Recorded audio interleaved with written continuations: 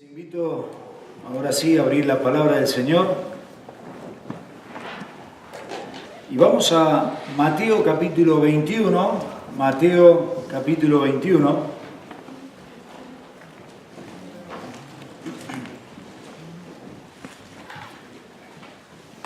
Ya nos vamos preparando para ese advenimiento de Pascuas y estamos llevando una semana de recordar ese tiempo y justamente trasladándonos a la época del Señor Jesucristo. Era una época donde justamente el Señor hace esto que vamos a estudiar ahora y vamos a leer ahora, que es la entrada triunfal, entonces allí a Jerusalén. ¿Lo tienen todos? Mateo capítulo 21, y vamos a leer entonces desde el versículo 1 hasta el versículo 17. Mateo 21, versículo 1 al 17. Y dice la palabra del Señor: cuando se acercaron a Jerusalén y vinieron a Betfagé, al monte de los olivos, Jesús envió 2 discípulos, diciéndoles: id a la aldea que está enfrente de vosotros, y luego hallaréis una asna atada y un pollino con ella, desatadla y traédmelos. Y si alguien os dijese algo, decid: el Señor los necesita, y luego los enviará. Todo esto aconteció para que se cumpliese lo dicho por el profeta cuando dijo: decid a la hija de Sión, he aquí, tu rey viene a ti, manso y sentado sobre una asna, sobre un pollino, hijo de animal de carga. Y los discípulos fueron e hicieron como Jesús les mandó, y trajeron el asna y el pollino, y pusieron sobre ellos sus mantos, y él se sentó encima. Y la multitud, que era muy numerosa, tenía sus mantos en el camino, y otros cortaban ramas de los árboles y las tendían sobre el camino. Y la gente que iba delante y lo que iba detrás aclamaba diciendo: Hosana al Hijo de David, bendito el que viene en el nombre del Señor, Hosana en las alturas. Cuando entró en el templo, toda la ciudad se conmovió diciendo: ¿quién es este? Y la gente decía: este es Jesús, el profeta de Nazaret de Galilea. Y entró Jesús en el templo de Dios y echó fuera a todos los que vendían y compraban en el templo, y volcó las mesas de los cambistas y las sillas de los que vendían palomas. Y le dijo: escrito está, mi casa, casa de oración será llamada, mas vosotros las habéis hecho cueva de ladrones. Y vinieron a él en el templo ciegos y cojos, y los sanó. Pero los principales sacerdotes y los escribas, viendo las maravillas que hacía, y a los muchachos aclamando en el templo y diciendo: sana al Hijo de David, se indignaron y le dijeron: ¿oyes lo que dicen? Y Jesús le dijo: sí. ¿Nunca leíste de la boca de los niños y de los que maman perfeccionaste la alabanza? Y dejándolos salió fuera de la ciudad a Betania y posó allí. Es un hermoso pasaje que nos dejan las Escrituras. Ahora, el título es de esta predicación: un rey que sacude al mundo. Un rey que sacude al mundo. ¿Qué impresión produce en usted la persona de Jesucristo? Quiero que con esta pregunta comencemos y con esta pregunta terminemos este sermón, esta predicación. ¿Qué impresión produce en usted la persona de Jesucristo? Para algunos produce lástima, para otros produce compasión, para otros curiosidad, para otros produce rechazo, para otros controversia. Podemos ver que la persona de Jesucristo es polémica y muchos discuten acerca de él y tienen diferentes conceptos de él. Y mi intención en esta tarde, querido hermano y querido amigo, es que te vayas con una pregunta: ¿qué vas a hacer con la persona de Jesucristo? ¿Qué vas a hacer con la persona de Jesucristo? Tal vez está diciendo: ya Jesucristo es mi Señor, Jesucristo es mi Salvador. Déjame preguntarte otra cosa: ¿estás consagrado al Señor 100%, como decíamos el otro día en el Salmo 91? ¿Estás dando tu vida? ¿Es Jesucristo realmente el que dice ser en tu vida? Recién cantamos, Él es el Rey. Y sin duda es el Rey de Reyes y Señor de Señores. Ya lo mostró y lo está mostrando y lo va a mostrar sin duda. Se va a manifestar ese señorío de Cristo siempre. Pero lamentablemente muchas veces en la iglesia pasa desapercibida. Algunos como que ignoran eso. Como que hay una controversia con respecto a eso. El Señor dice muy claramente, congregados todos los días, congregados siempre. No siempre nos congregamos. El Señor dice, no haya raíces de amargura en nuestro corazón. Siempre hay alguna raícita por ahí que está molestándonos. El Señor dice, tenemos que aprender a perdonar. ¿Cuántas veces nos quedamos sin perdonar por rencor, por orgullo? Por eso cuando te dice la pregunta, ¿qué voy a hacer con ese Cristo? Es, ¿realmente voy a aceptar a Cristo como lo que es? ¿Y lo voy a dejar reinar en mi vida? ¿O hago como el mundo allá afuera? Bueno, este domingo justamente es el domingo que estamos celebrando la entrada triunfal del Señor Jesucristo, como acabamos de leer allí, y comienza entonces lo que se le llama siempre la Semana Santa. Como dicen ahí, por ejemplo, nos está describiendo en el versículo 10, dice que el Señor entró a Jerusalén. Cuando entró Él en Jerusalén, ahí nos da un dato entonces geográfico, pero según el versículo 5, en la primera parte, decide a la hija de Sión, fíjese, entrando, dice el Señor, entrando como rey, y ahí hace mención a que se cumpliese la profecía según el profeta Zacarías en el capítulo 9, versículo 9. Si ustedes después en la casa buscan Zacarías 9:9, es justamente lo que acabamos de leer en el versículo 5. Decida la hija de Sión, he aquí tu rey viene a ti, manso y sentado sobre un asna, sobre un pollino, hijo de animal de carga. Así que lo que se nos está haciendo acá es cumpliendo la profecía de cientos años antes de que venía entonces el Señor y que iba a entrar como rey, pero sentado en una asna, dice acá. Ahora es interesante porque, déjeme decirle esto, el Señor entró en un asno. Eso significaba justamente como simbolismo la humildad, ¿cierto? El servicio. Pero nos dice Apocalipsis, al final, creo que 19 o 20, que el Señor viene sentado, dice, pero no en un asno. El Señor viene en un caballo blanco, con los suyos, con nosotros, a reinar, a juzgar. Así que acá se nos presenta con toda la humildad al Señor. Pero dice que viene el rey ahí. Ahora, ¿a qué viene? Bueno, el Señor Jesucristo venía ahí a conquistar. No conquistar lo que los judíos pensaban, que los judíos lo primero que veían, bueno, esto siempre bien incrédulos también, lo que ellos querían era justamente que el Señor los librara de la opresión de los romanos. Quería que el Señor entrara y bueno, lo proclamamos al Señor rey entonces, y el Señor va a terminar con el imperio romano, como tiene tanto poder y hace tanto milagro, entonces va a terminar con eso. Pero el Señor los desilusionó según el concepto que ellos tenían, porque el Señor no vino a eso, sino que el Señor vino a conquistar, pero vino a conquistar tres cosas. Primera cosa, el Señor vino a conquistar las fuerzas del mal. Las fuerzas del mal. Vayan conmigo un segundo a Colosenses. Colosenses capítulo 2. Un poquito más adelante, después de Hechos Corintios. Vamos a Colosenses capítulo 2. Y en el versículo 14 y 15. Colosenses capítulo 2, versículo 14 y 15, nos dice acá que Cristo despojó y exhibió públicamente la fuerza del mal, triunfando él sobre la cruz. Mire, ahí dice, capítulo 2, versículo 14 y 15.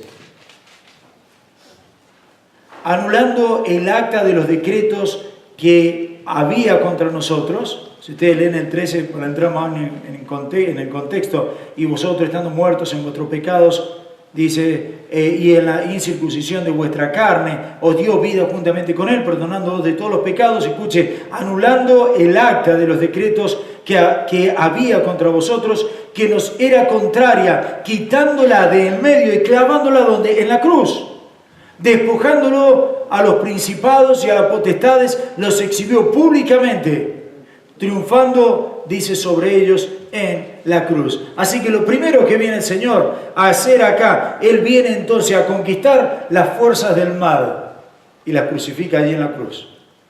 La segunda cosa que Él hace, viene a conquistar también el imperio, pero no el imperio romano, sino el imperio de la muerte. Porque a causa del pecado, nosotros sabemos que el hombre pecó y por causa del pecado ahora tienen muerte.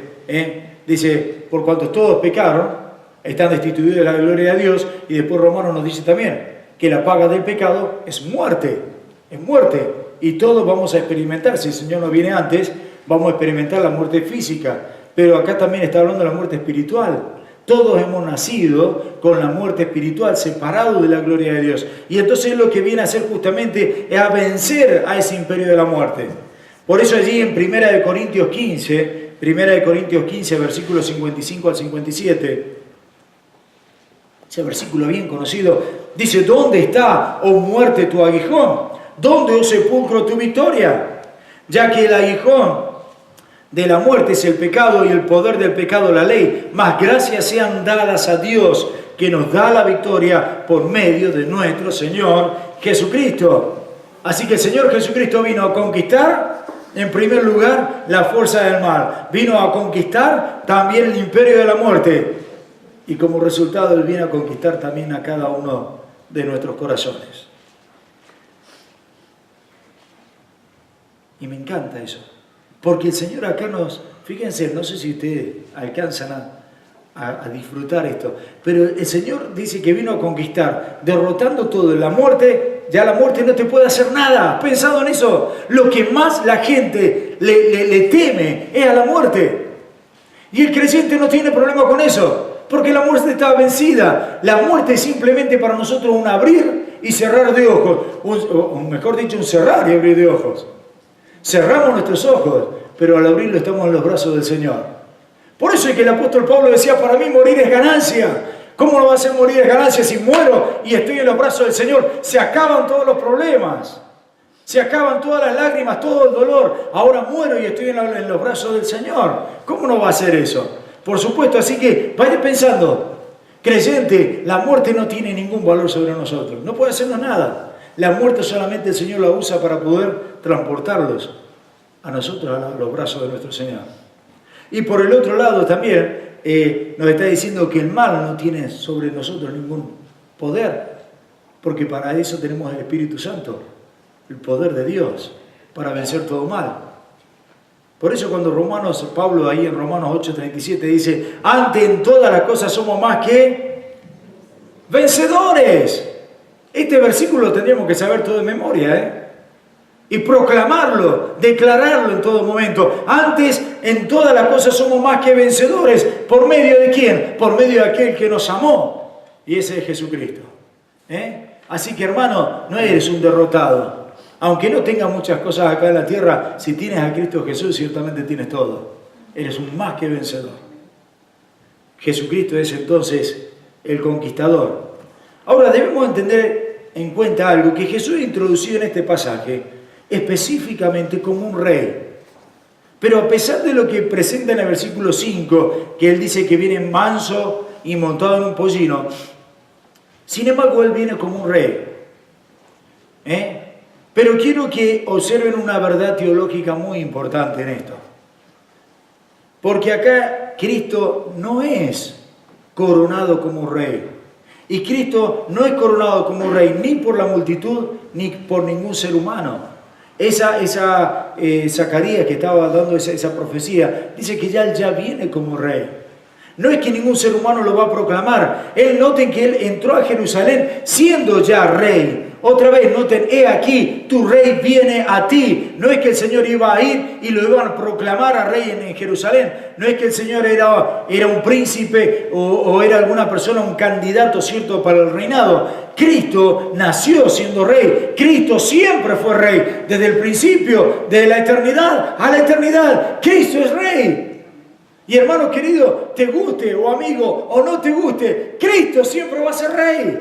Amén. Y lo dice allí. Fíjense ustedes, por ejemplo, desde el nacimiento el Señor fue rey. Por eso los magos, cuando vinieron, dice que preguntaron, ¿dónde está? ¿Quién? El rey de los judíos que ha nacido. Pues venimos a adorarle. ¿A quién? Al rey de nacimiento era rey. Vivió siendo rey, aquí en este caso. Y por lo tanto, murió como rey.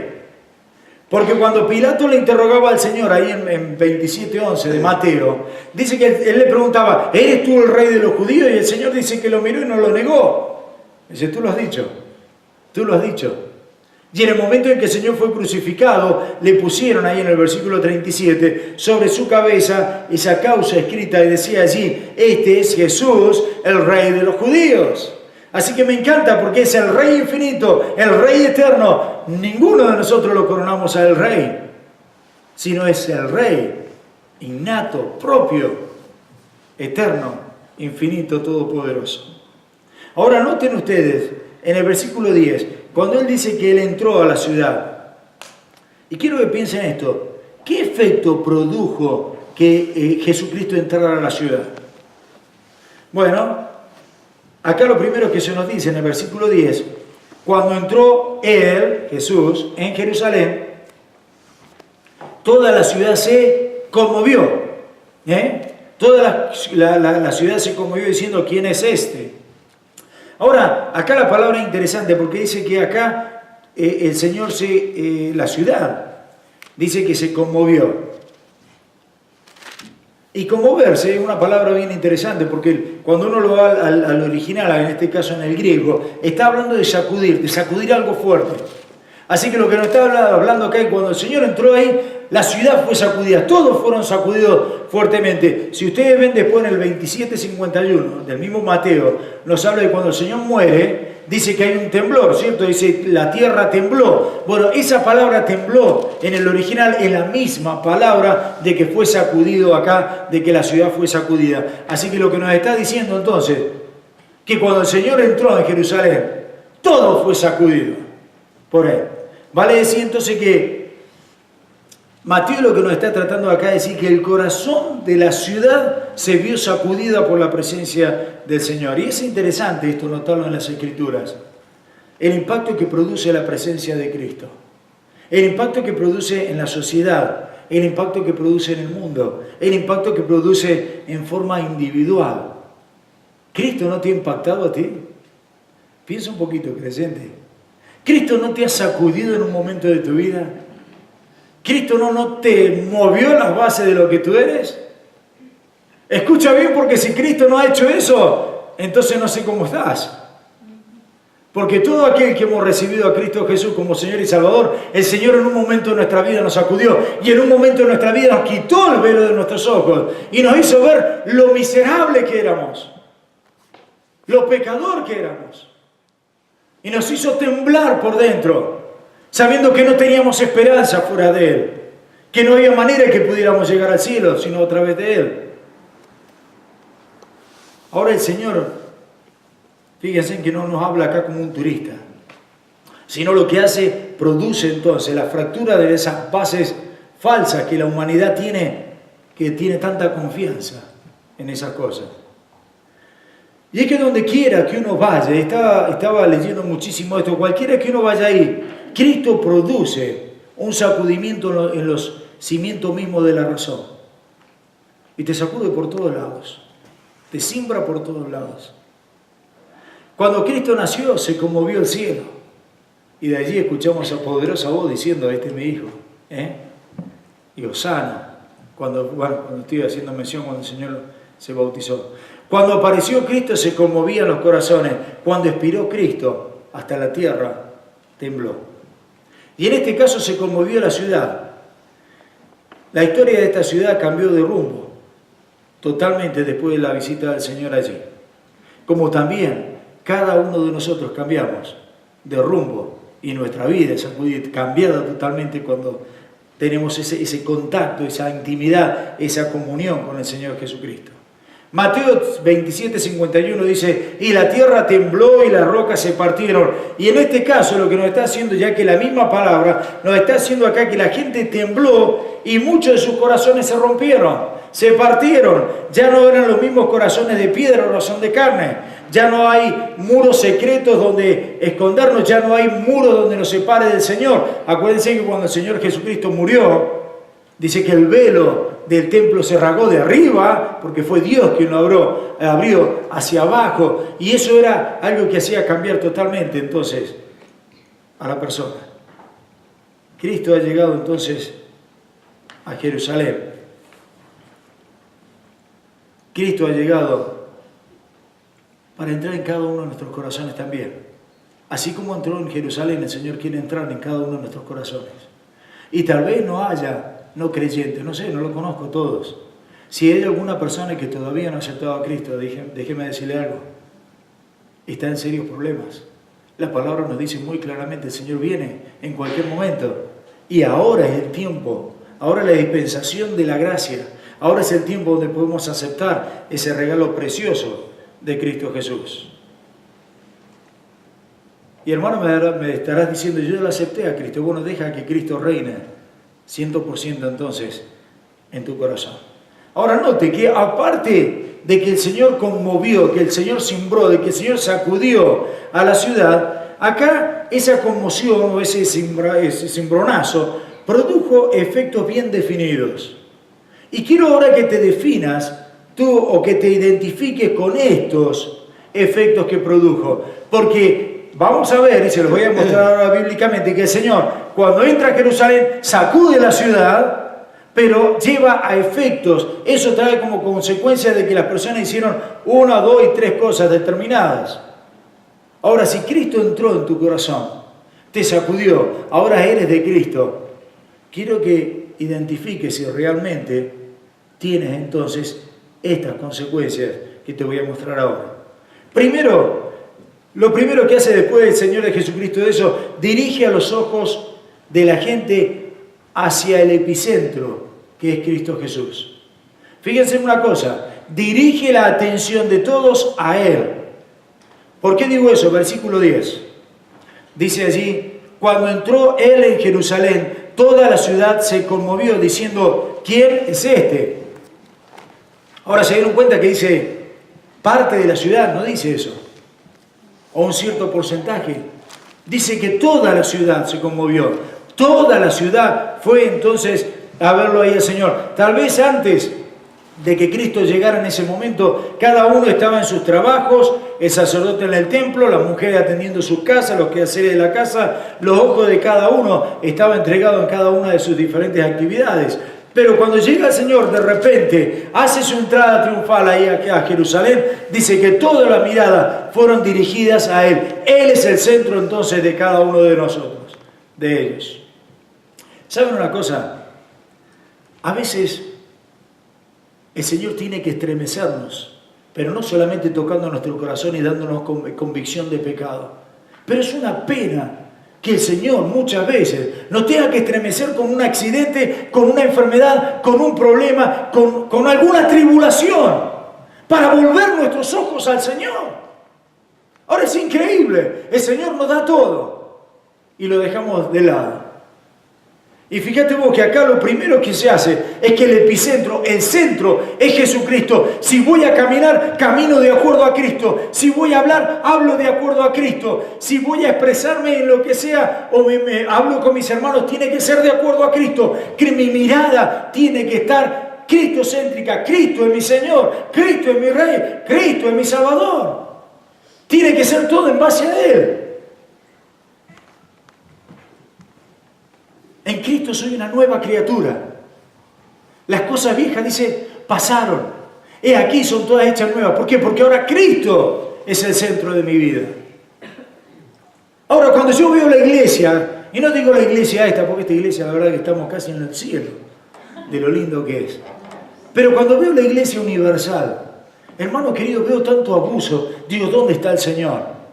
El Señor es el Rey, pero resulta que el que está reinando en las iglesias es el hombre. Es el pastor, es el atorrante que está robándole la plata a la gente de los bolsillos. Y la gente, en vez de estudiar la palabra y ver realmente lo que dice, dicen amén. Y se entregan todos esos hombres.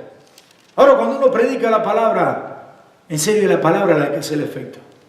Y es Cristo el que tiene que tener el centro de nuestra vida. Es Cristo el que tiene que dominarnos completamente en nuestro ser. Y esto va para los grandes como para los chicos, para todos los creyentes.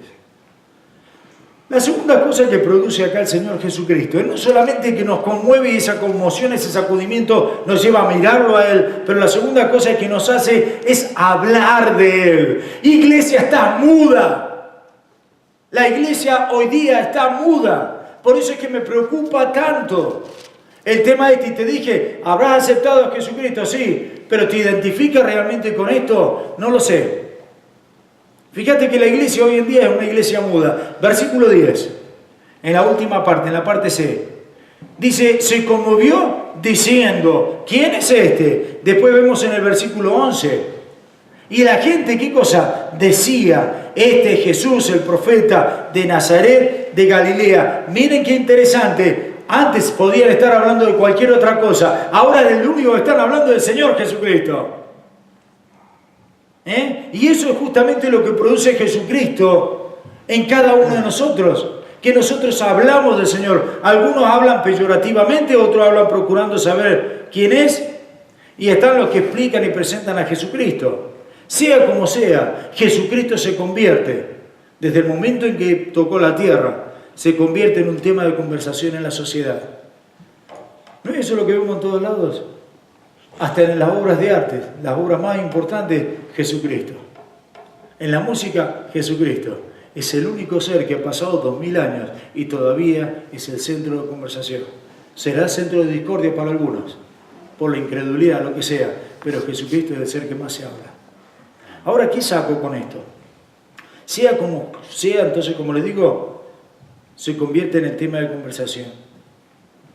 La gente, algunos dicen, bueno, es un profeta. Algunos dicen es una farsa, algunos por ahí tan erróneamente dicen eso es un buen hombre. Odio cuando dicen Jesucristo es un buen hombre. Pero qué lindo que es cuando dicen es el Salvador, es Dios. Ahora me dirán, ¿por qué dice que el pastor que odia cuando dice un buen hombre? Porque nunca Jesucristo pudo haber sido un buen hombre. Jesucristo o es Dios o era el más pecador y engañador de los hombres. Porque Él mismo dijo que Él era Dios. Entonces no es un hombre, es Dios mismo, que se encarnó para hacer la obra, cierto, pero no era un buen hombre, es Dios. Así que, sea como sea, la gente hablando. Y cuando dije recién la iglesia está muda, escúcheme, la iglesia está muda, ¿por qué es eso? Si Cristo realmente nos sacudió y Él es el centro de nuestra vida, toda la conversación nuestra tiene que estar alrededor de la persona de Jesucristo. Y créanme una cosa, y ustedes han visto, yo cuando hablo con ustedes, el centro es Jesucristo. Y yo puedo pasar horas hablando con ustedes, hermanos, y el centro es Jesucristo. Y no les digo que estoy hablando todo el día de la Biblia, pero el centro de mi vida es Jesucristo. El centro del creyente tiene que ser Jesucristo. Y tenemos que hablar. Y cuando habla Santiago, creo que dice que de nuestra boca tiene que salir salmos, cánticos, agradecimiento al Señor. Siempre. Pero al mismo tiempo, aquel que ha tenido una conversión en el Señor, que el Señor realmente lo ha sacudido, no solamente tiene su vista, pon los ojos en Cristo, como dice la canción, sino también que habla del Señor. Y cuando vos estás contento, hablas de todo. Y cuando estás contento, predicás. Y cuando estás contento, gozoso, no hay una persona que uno le pueda decir, mirá, conozco a Cristo. Yo recuerdo siempre una de las alegrías más grandes que he tenido en mi vida, sin duda, una de las tantas, ¿no? Han sido los nacimientos de mis hijos. Y cuando mis hijos nacieron, a todo el mundo le decía, ¡nació! Yo me acuerdo, voy a hacer un paréntesis ahora. Cuando tuve el primero, cuando Graciela tuvo el primero. Estábamos solos. Había solamente un amigo que habíamos conocido unos meses antes. Y él estaba solo ahí afuera, me acuerdo. Esto es un paréntesis, ¿no? De la familia. Y cuando yo estaba ahí en el parto y todo, cuando nació el bebé, salí corriendo y lo único que le dije a Miguel, se llama el hombre. Salí afuera y le dije, Miguel es varón. Y le pegué un abrazo tremendo y todo. ¿Por qué? Porque quería decirle a todo el mundo, soy papá. A todo el mundo, tengo un varón. Qué lindo, ahora sí. Y empezaba siendo contento. Hermano querido, lo mismo sucede cuando tenés a Cristo. No nos podemos quedar callados. Iglesia, yo te aliento a que prediques. Te aliento a que, no digo que te subas acá y empieces con la Biblia a predicar. No. Allá afuera está el trabajo. Allá afuera es donde te encontrás con alguien que habla español, así no tenés problema con el idioma. Invítalo, ahí en la mesa de atrás tenés cantidad de invitaciones, cantidad de tratados. Agarren uno de esos, lleven, inviten a la gente. Es tan importante eso, porque si Cristo realmente es el centro de tu vida, no te va a costar nada predicar de Él. No te va a costar nada decirle, mirá, te invito a la iglesia donde predicamos de Cristo, Cristo cambió mi vida, cualquier cosa, el Señor te va a pagar, no te hagas problema. Tercer punto, el Señor no solamente nos cambia la mirada, nos hace hablar de Él, pero esta conmoción nos hace aclamar, y esto es un poquito diferente, aclamar a Cristo. Y acá llegamos entonces al corazón mismo del asunto. ¿Para qué se hace presente Cristo? Para que le aclamemos como Señor y Salvador, como Rey y Señor de nuestras vidas. Mira el versículo 15. Pero los principales sacerdotes y los escribas, viendo las maravillas que hacía, y los muchachos aclamando en el templo, diciendo, Hosana al Hijo de David. Hosana, acá nos está hablando de aclamar, pero fíjate vos que acá dice, aclamaron en el templo. Es cierto, este es un lugar donde aclamamos el nombre del Señor. Pero fíjate en el versículo 8 y 9, y la multitud era muy numerosa, tendía sus manos, sus mantos de nuevo en el camino, y otros cortaban ramas en los árboles y los tendían en el camino, y la gente que iba delante y la que iba detrás aclamaba, diciendo, Hosana al Hijo de David, bendito el Hijo de Dios, el nombre del Señor. Ahora fíjense que se aclamaba en el templo, pero también aclamaban afuera. ¿Y qué quiere decir aclamar? Bueno, aclamar significa exaltarle, aclamar significa proclamarle su nombre, significa ovacionarlo al nombre del Señor.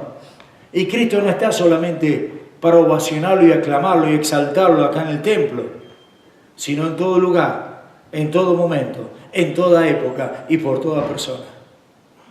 Una vez más, noten lo que sucedió acá, y quiero que vamos cerrando con eso. Fueron influenciados en su vista, fueron influenciados en su conversación, fueron influenciados también en sus propios sentimientos cuando Cristo Jesús entró en Jerusalén. De la misma forma, tu vida será totalmente sacudida cuando lo invites a entrar a ese Rey a vivir en ti. Tus ojos serán dirigidos por el Señor, tu conversación estará cargada de la persona de Cristo y tu corazón va a clamar y proclamar ese nombre glorioso que es Jesucristo. Tus ojos, tus labios, tu corazón. Comencé diciendo, ¿qué impresión tiene la persona de Jesucristo en tu vida? ¿Es realmente Jesucristo el Rey en tu vida? ¿Es realmente el Salvador de tu vida? ¿Es Jesucristo realmente Dios en ti?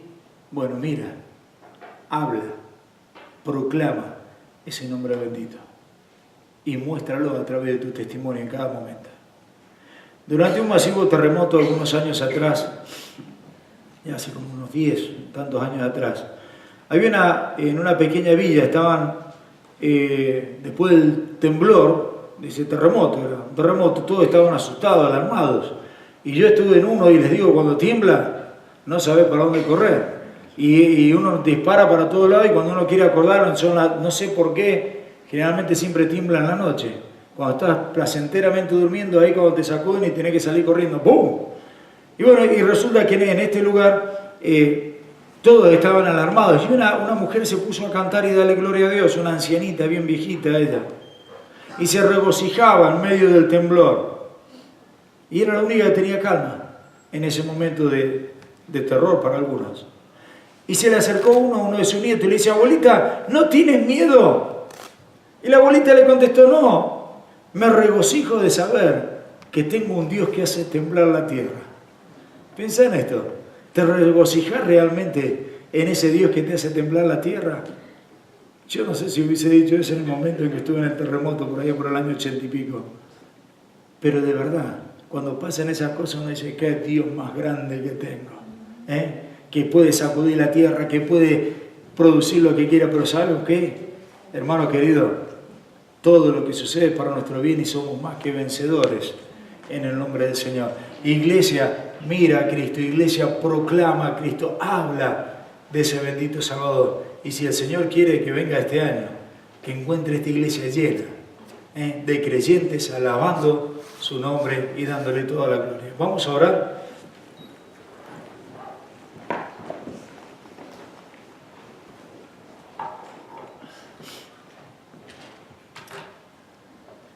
Y mientras estamos orando, yo no conozco una vez más el corazón de todos ustedes, pero si hay alguna persona que aún no ha aceptado a Cristo Jesús, que aún no ha aceptado ese sacrificio precioso en la cruz. Mire, la palabra nos dice que todo aquel que en Él cree tiene vida y vida eterna. Cuando vamos a Juan 1:12 dice que tenemos que creer y tener que aceptarle a Él. Lo primero que nos dice entonces es que tenemos que aceptar que somos pecadores, pedirle al Señor perdón por nuestros pecados y recibirle a Él como nuestro Redentor, nuestro Salvador, aquel que va a limpiar nuestros pecados, aquel que dio su vida por cada uno de nosotros. Y cuando nosotros le decimos con palabras simples, tal vez dígale: Señor, soy un pecador, reconozco mis pecados, te pido perdón por ellos, te ruego, Señor, que entres en mi vida, que seas mi Señor y mi Salvador personal, que seas mi Rey y que hagas de mi vida lo que tú deseas, Señor. En ese momento, Dios te va a dar, si lo haces de todo corazón, Dios te va a dar vida y vida eterna. En ese momento el Espíritu Santo va a entrar en ti. En ese momento vas a pertenecer entonces a la familia de Dios y al cuerpo de Cristo. Padre Celestial, queremos darte toda la gloria y la honra, Señor. Qué hermoso es poder ver este pasaje aquí en Mateo, Señor, 21 y poder recordar esa entrada triunfante, Señor, como Rey que eres desde la eternidad hasta la eternidad. Padre, gracias porque tú eres nuestro Rey. Y Señor, no interesa esa misma gente que te estaba proclamando Rey y que decía Hosana el que viene en el nombre del Señor, unos días después estaban apuntándote y diciendo: crucifícale. Señor, perdona nuestra hipocresía. Padre, perdona nuestros pecados. Y Padre, que Cristo realmente sacuda nuestras vidas, para que nuestros ojos, nuestras manos, nuestra boca, nuestros pies proclamen que te pertenecen a ti, que tú eres nuestro Señor, que tú eres nuestro Salvador, que podamos donde vayamos, Señor, en cualquier lugar, en cualquier tiempo, a tiempo y fuera de tiempo, proclamar la belleza y la grandeza de nuestro Señor Jesucristo. Padre, gracias porque un día tocaste nuestro corazón, un día nos sacudiste y cambiaste por completo nuestro ser. Gracias por ser ese Dios tan lleno de gracia y misericordia. Humildemente pedimos, Señor, que nos des un avivamiento en lo personal. Padre, que tu Espíritu haga un trabajo tremendo en cada uno de nosotros y que juntos podamos entonces alabarte y proclamar ese nombre que es sobre todo nombre. Te damos las gracias por esa salvación tan grande. Gracias por haber venido, Cristo Jesús, por haber nacido y vivido sin pecado, por haber dado tu vida, Señor, en esa cruz, haber soportado todo castigo, haber soportado el insulto, humillación, que te escupieran, que te vituperaban, Señor. Gracias, Señor, porque no negaste que esos clavos te perforaran tus manos y tus pies y te levantaran, Señor, en esa cruenta cruz. Gracias porque diste toda la sangre, Señor, para que mi pecado, Señor, fuera perdonado. Padre eterno, a ti sea toda la gloria siempre, Señor, por los siglos de los siglos. En Cristo Jesús oramos, Señor. Y Padre, te pedimos siempre que si hay alguna persona que en este momento no te conoce, Señor, que en ese nombre que es sobre todo nombre y con todo poder, toques ese corazón, que lo inquiete, que lo hagas temblar, Señor. En el nombre de Cristo te lo suplicamos, Señor. Que quites ese velo de sus ojos y que pueda ver con claridad que el único camino para llegar ante ti, Señor, o a ti, es a través de Cristo Jesús. No permita, Señor, que salgamos de este lugar iguales como hemos entrado. Te damos las gracias en el nombre precioso de Cristo Jesús.